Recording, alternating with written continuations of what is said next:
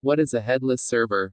A headless server is a computer without a monitor, keyboard, mouse, or other peripherals. Headless computers are normally controlled over the network.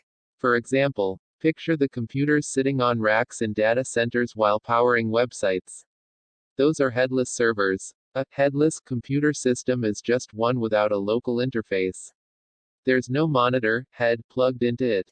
There's also no keyboard, mouse, touchscreen, or other local interface for controlling it.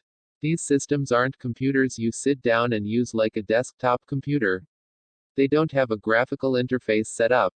You access and administer them remotely, generally over a network.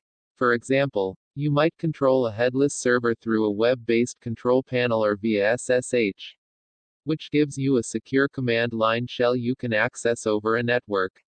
You could even access a graphical desktop over the network with a solution like Remote Desktop or VNC. You'll see the term headless pop up in a variety of different contexts.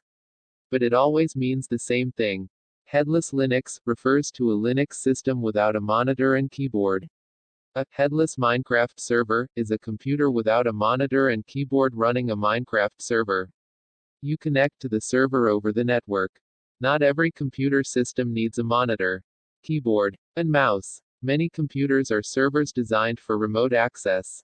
Data centers are full of rack-mounted computers, packing as much computing powers into as small a space as possible.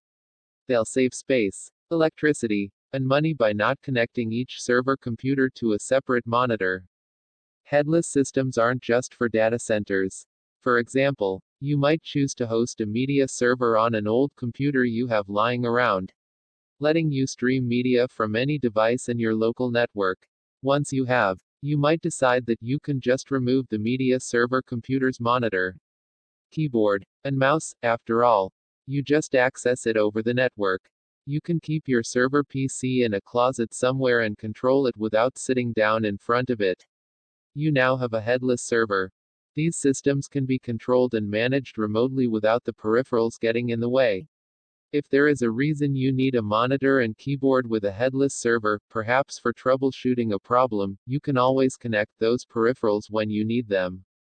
For example, Gartner estimated Google had around 2.5 million servers in its data centers around the world back in July 2016. Those are largely going to be headless servers. Google doesn't need 2.5 million monitors and keyboards. 2. Text source, howtogeek.com.